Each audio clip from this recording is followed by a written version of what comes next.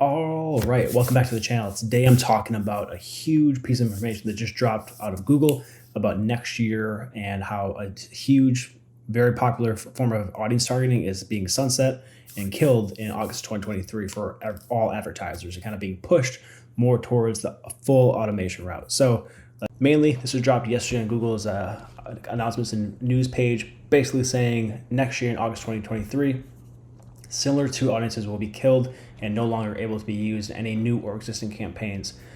Breaking this down further, you can come read this yourself. Kind of gives you some information on what to do and how to do it. Basically, if we go here, kind of a little bit simpler way, why is Google doing this? Google is pushing more of the automation route through the expansion and the optimized audiences, and we'll kind of get into that in a little bit. And also, they do cite some privacy concerns about data coming up. I think the main push here is just more so the automation, and they can kind of fall back on the privacy aspect and say, oh, well, this is best for us. We can actually target people similar to you or similar to your audiences if it's a little privacy indicated there. So the timeline here, May 2023, new similar audiences will stop being generated, and the existing similar audiences cannot be added to any new campaigns. So if you want to maximize your time here, pretty much before May, let's say May 1st, add as many new campaigns or new targeting methods using similar to audiences ahead of time, so you have about 3 or 4 extra months of actually using them ahead of your competitors. And all existing similar audiences and campaigns will continue to run. So again, that's your kind of hack there for a little bit, to start using that a little ahead of the time and get a little bit longer data out of that and targeting out of that.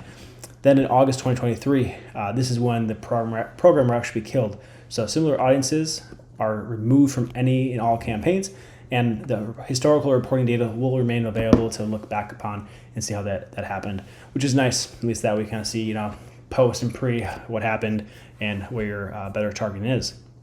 So how can you maximize this? First thing is, like I said, before May of next year, you want to make sure, if you want to keep this in as long as possible, make sure you touch anything you want to touch before May. And that way your existing campaigns will still run with similar to targeting until August 2023. Now for discovery, display, and video action campaigns, pretty much what you need to do is move to optimized targeting. Basically, and there's two kind of smart audience targeting available right now, two options. One is optimized targeting, and one is audience expansion. Very similar, and I think a lot of people get them confused, so let's break them down. Optimized targeting targets people most likely to convert based on real-time campaign and conversion data. Manually selected audience segments influence the model by providing an informed starting point. So this is where you see, like for a discovery display campaign, if you already target, say, similar to audiences, now this will go one step further and then say, okay, well, if this is similar to audiences, let's go one step further in their algorithm internal black box and find those similar to people. And then they do respect your existing brand safety settings. So if you include certain content or placements, they do respect that. Now for video, all other video campaigns other than action, so reach, awareness, stuff like that, you need to use audience expansion, which expands to audience segments that look like your manually selected audience segments. So very, very similar wording here, and very the same, but they are a little bit different in that way.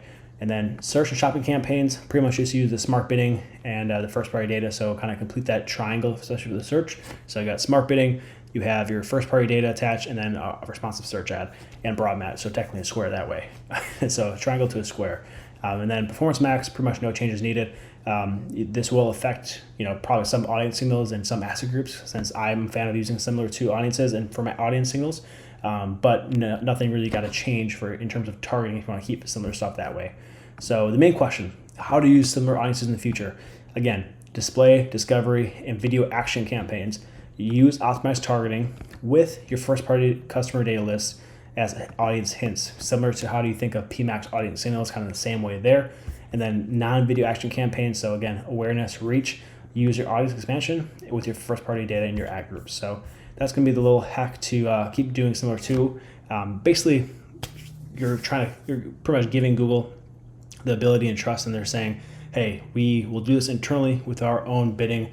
You do not have this option to target specifically anymore. So again, this is just another kind of targeting change happening in 2023, just like how video action campaigns will no longer support content targeting like keywords, placements, and topics, and going more towards that just full audience route, which, as long as you have custom segments, I do think most of this will be pretty good. Not too worried about it, but again, a big update in terms of the similar to aspect. I think it's a pretty good targeting type, especially the bottom of the funnel traffic, and a pretty easy audience to test for either new brands or trying to scale an account or try to get an account more profitable. So again, this is happening in August next year. So make sure you're prepared by May, or just ride it out until August, then have everything else update. So that's it for the day, and have a good one.